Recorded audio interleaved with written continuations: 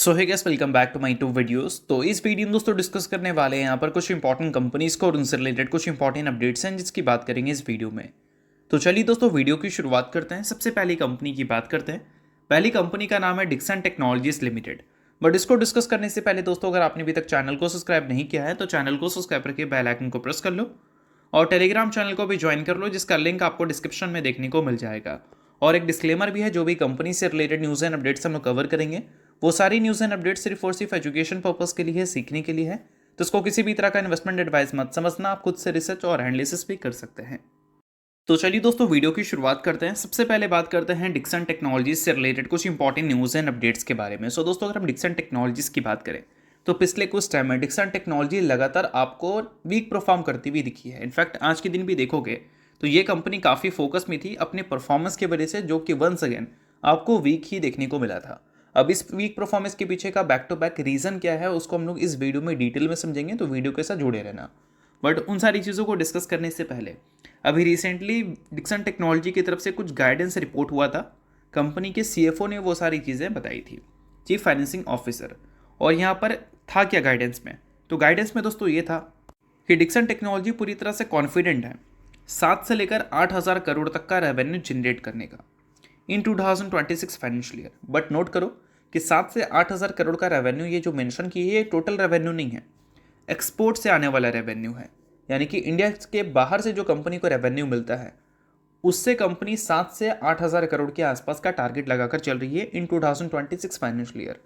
और सबसे इंपॉर्टेंट बात नोट करने वाली यहाँ पर यह है कि 2025 के फाइनेंशियल ईयर की अगर हम बात करें तो कंपनी ने जो टोटल रेवेन्यू रिपोर्ट किया था एक्सपोर्ट वाला, वो 1600 से लेकर 1700 करोड़ हमें देखने को मिल रहा था। और 26 के फाइनेंशियल ईयर में सीधा इस नंबर को कंपनी ने अपग्रेड कर 7,000 से लेकर 8,000 करोड़ तक का बता दिया है।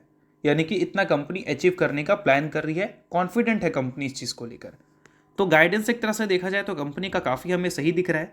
फिर भी कंपनी हमें क्यों वीक परफॉर्म करती हुई दिख रही है, तो इसकी रीजंस क्या है। तो देखो दोस्तों, अभी हाल ही में देखोगे तो डिक्सन टेक्नोलॉजी खराब परफॉर्म इसलिए कर रही है क्योंकि लगातार इस कंपनी के जो वैल्यूशंस हैं वो आपको टूटते हुए देखने को मिले हैं। एक टाइम पे कंपनी 200 के प्राइस ट्रेडिंग मल्टीपल्स पे देखने को मिलती थी, और अभी के टाइम पे देखोगे तो पिछले 5 साल का लोवेस्ट पीई पे कंपनी आपको ट्रेड करती हुई दिख रही है, जो कि अराउंड 70-65 के आसपास देखने को मिल रहा है। ये क्यों हो रहा है? क्योंकि डिक्सन टेक्नोलॉजी के रिसेंट अगर नंबर्स के में देखें कंपनी के रेवेन्यू ग्रोथ को, तो रेवेन्यू ग्रोथ का जो नंबर आपको पहले देखने को मिलता था और जो अभी देखने को मिल रहा है उसमें एक डिफरेंस है। डिफरेंस ये है कि पहले कंपनी 100% से ऊपर का ग्रोथ रिपोर्ट करती थी और अभी Q2 में कंपनी ने मात्र 28-29% का ग्रोथ रिपोर्ट किया है। कई सारे PLI स्कीम्स कंपनी के खत्म हो चुके हैं। इस वजह से एक बड़ा क्वेश्चन मार्क है कि आगे चलकर कंपनी के नंबर्स वैसे रिपोर्ट होंगे या नहीं। इसी वजह से लगातार कंपनी के जो अर्निंग्स हैं उस पर एक बड़ा क्वेश्चन मार्क पुटअप हो रहा है और कंपनी के वैल्यूशंस उस वजह से टूटते हुए दिख रहे हैं। मैनेजमेंट ने कॉन्फिडेंटली ये चीज़ बोला है कि अगले 3 सालों में अपने रेवेन्यू को हम 2.5 गुना करने का टारगेट लेकर चल रहे हैं। बट फिर भी मार्केट कॉशियस है, इसी वजह से लगातार डिक्सन टेक्नोलॉजी की परफॉर्मेंस हमें वीक दिख रही है। और साथ में डिक्सन टेक्नोलॉजी ने दोस्तों ये भी बताया था कि ये टारगेट कर रहे हैं 2028 के फाइनेंशियल ईयर तक लगभग 1 लाख करोड़ का रेवेन्यू। और अभी अगर हम रेवेन्यू इस कंपनी का कंपैरिजन करें पिछले 4 क्वार्टर में तो कितना है, लगभग 48,000 करोड़। यानी कि अगले 2 साल में कंपनी इसको डबल करने का प्लान करके चल रही है।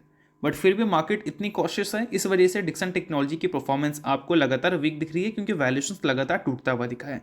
और ये सारी चीज़ें ऐसी बात नहीं है कि अभी पहली बार हमें देखने को मिल रही है। इससे पहले भी वैल्यूशंस आपको टूटता हुआ दिखा था, फिर वैल्यूशंस में एक मैसिव तेज़ी देखने को मिली थी जब कंपनी के रेवेन्यू 100% से ज़्यादा ग्रो करते हुए देखने को मिलते थे।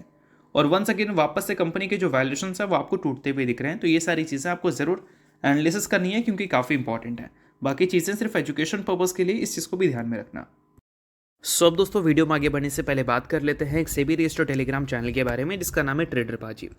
अब ये सेबी रजिस्टर्ड रिसर्च एनालिस्ट हैं जिनका रजिस्ट्रेशन नंबर आपको यहाँ पर देखने को मिलता है, और इनको 8 साल से भी ज़्यादा का एक्सपीरियंस है ऑप्शन एंड स्विंग ट्रेडिंग में। साथ में 3,000 से भी ज़्यादा लोगों को ऑलरेडी ये ट्रेन कर चुके हैं। तो इनके टेलीग्राम चैनल का जो लिंक है वो आपको डिस्क्रिप्शन में देखने को मिल जाएगा। लिंक के थ्रू जाकर जरूर इस चैनल को आप ज्वाइन कर लेना। ज्वाइन करने का सबसे बड़ा प्लस पॉइंट ये है कि काफ़ी सारी कंपनी के टेक्निकल्स को प्रॉपर एनालिसिस कर यहाँ अपडेट किया जाता है, जो कि अभी आपको यूट्यूब पे तो देखने को नहीं मिलता। जिसको आप यहाँ पर आकर ज़रूर चेकआउट कर सकते हैं। उसके अलावा दोस्तों मार्केट से रिलेटेड जो समरी होती हैं वो सारी चीज़ें आपको यहाँ पर देखने को मिलती हैं। मार्केट से रिलेटेड जो इंपॉर्टेंट न्यूज़ एंड अपडेट्स होता है वो भी आपको यहाँ पर देखने को मिलता है। साथ में सेबी रजिस्टर्ड टेलीग्राम चैनल है तो इनके कॉल्स वगैरह भी दिखते हैं, जिसको भी चाहो तो आप चेकआउट कर सकते हो। तो लिंक डिस्क्रिप्शन में है, लिंक के थ्रू जाकर बिल्कुल फ्री ऑफ कॉस्ट आप इस टेलीग्राम चैनल को ज्वाइन कर सकते हैं।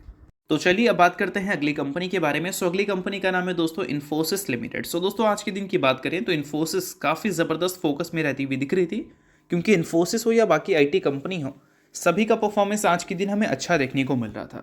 और आज के दिन इन्फोसिस के अलावा विप्रो को देखोगे या फिर टीसीएस को देखोगे या फिर बाकी आईटी स्टॉक्स को देखोगे, उसमें आपको अप टू 2% की तेज़ी देखने को मिल रही थी। क्यों भाई? क्योंकि अगर हम रुपीज़ की बात करें तो वो हिट की है एक फ्रेश रिकॉर्ड लो, यानी कि ऑल टाइम लो पे जा चुकी है डॉलर के कंपैरिजन में।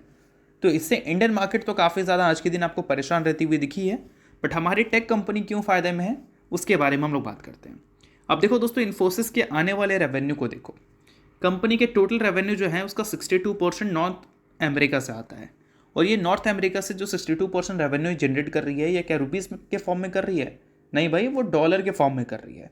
तो जो भी कंपनी जिस भी करेंसी में पैसा बनाती है, हमेशा वो कंपनी चाहेगी वो करेंसी स्ट्रांग रहे।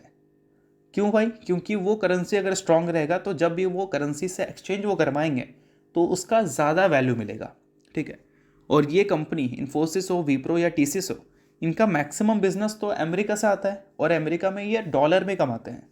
और डॉलर अभी देखोगे रुपीज़ के कंपैरिजन में तो लगातार स्ट्रांग होता हुआ दिख रहा है। 90 रुपीज़ के भी ऊपर जा चुका है $1 का वैल्यू, जो कि आप समझ लो इन सारी चीज़ों की वजह से आज के दिन हमारी आईटी कंपनी बेहद खुश नज़र आती हुई दिख रही है। बट अगर हम बात करें मार्केट के हिसाब से तो ये बिल्कुल भी अच्छी बात नहीं है, क्योंकि एफआईज इस चीज़ को देखते हुए कभी भी इंडियन मार्केट को पसंद नहीं करेंगे। जो पिछले एक महीने में हमें देखने को मिला है, पिछले एक साल में देखने को मिला है, वो बिल्कुल भी अच्छी चीज़ नहीं है। पिछले एक साल में रुपीज़ जो है डॉलर के कंपैरिजन में 6.5% वीक हुआ है, और ये कहीं ना कहीं एफआईएस को मार्केट में वापस लाने के लिए बहुत नेगेटिव खबर है।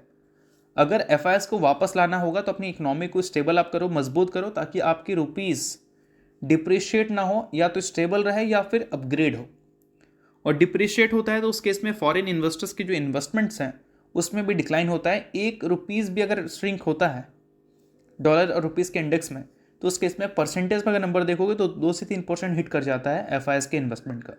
और इसी वजह से ये सारी चीज़ों को देखते हुए एफआईएस कभी भी मार्केट में इन सारी चीज़ों को देखना पसंद नहीं करते। ठीक है। तो दोस्तों अब बात करते हैं अगली कंपनी के बारे में, जिसका नाम है दीपक नाइट्राइट लिमिटेड। बट इसको डिस्कस करने से पहले अगर आपने अभी तक सेबी रजिस्टर्ड टेलीग्राम चैनल को ज्वाइन नहीं किया है तो उसको जाकर आप ज्वाइन कर लो, लिंक आपको डिस्क्रिप्शन में देखने को मिल जाएगा। काफ़ी सारी न्यूज़ एंड अपडेट्स आपको वहाँ पर देखने को मिलती है। उसके अलावा एनालिसिस आपको देखने को मिलते हैं कंपनीज़ के, टेक्निकल्स के, वो सारी चीज़ें। और सेबी रजिस्टर्ड टेलीग्राम चैनल है तो इनके कॉल्स वगैरह भी दिखते हैं, जिसको भी चाहो तो आप चेकआउट कर सकते हो।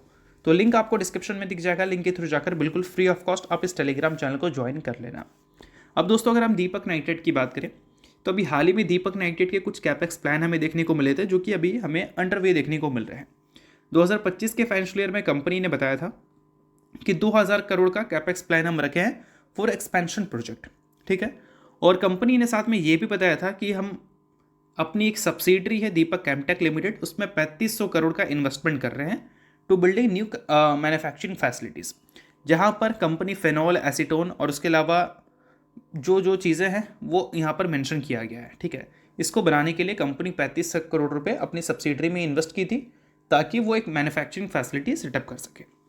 और दोस्तों साथ में कंपनी ने कुछ और भी चीज़ें हमें बताई थी। लाइक अगर हम बात करें कंपनी के काफ़ी सारे पुराने प्रोजेक्ट्स के बारे में, लाइक नाइट्राइट एसिड की जो फैसिलिटीज़ थी वो कंपनी लगातार बनाती हुई दिख रही है। और बताया था कंपनी ने कि एक्सपेक्टेड है कि इसकी जो कमीशनिंग है वो Q1 के एंड तक हमें देखने को मिल जाएगा, या फिर Q2 के स्टार्टिंग में हमें देखने को मिल जाएगा। और ये सारी चीज़ें अगर कंपनी के रेवेन्यू में कंट्रीब्यूट करती है तो दीपक नाइट्राइट अभी जिस पोजीशन पे है उससे बेटर पोजीशन पे दिख सकती है। और ग्रोथ पोटेंशियल से अगर दीपक नाइट्राइट का देखें तो काफ़ी बेटर देखने को मिलता है बाकी की केमिकल कंपनीज के कंपैरिजन में। मार्केट शेयर कंपनी के पास काफ़ी अच्छा है, और कैपेक्स प्लान कंपनी के पास काफ़ी सही है। काफ़ी सारी न्यू प्रोडक्ट्स भी है कंपनी के पास जो कि कंपनी को रिवाइव कर सकते हैं। और इसी वजह से पेग रेशियो इस कंपनी का आपको अभी नेगेटिव देखने को मिल रहा है। According to PEG ratio company का current valuation super duper undervalued है, और अगर हम बात करें 52 वीक हाई से कंपनी के करंट परफॉर्मेंस के बारे में, तो वो 45% की कंपनी नीचे दिख रही है। नीचे इसलिए भी है क्योंकि पिछले 3-5 साल से कंपनी ने प्रॉफिट को ग्रो किया ही नहीं है। बट जितने कंपनी के पास मैन्युफैक्चरिंग फैसिलिटीज़ हैं और जितने कंपनी के पास कैपेक्स प्लान है, उन सारी चीज़ों को देखकर लगता है कि कंपनी फ्यूचर में अपने नंबर्स को रिवाइव डेफिनेटली कर सकती है अगर ग्लोबल अनसर्टेनिटीज़ थोड़ी रिड्यूस होती है तो ये सारी चीज़ें ज़रूर आप नोट डाउन करके चल सकते हो। तो अब बात करते हैं अगली कंपनी के बारे में। नाम है दोस्तों Ajmera reality and infra limited. Recently company ने 1:5 के रेशियो में स्प्लिट अनाउंसमेंट किया था, जो कि कंपनी ने आफ्टर रिजल्ट दिया था। सो अगर आप इस कंपनी के शेयर होल्डर हैं तो बेशक इस न्यूज़ को आप नोट कर सकते हो।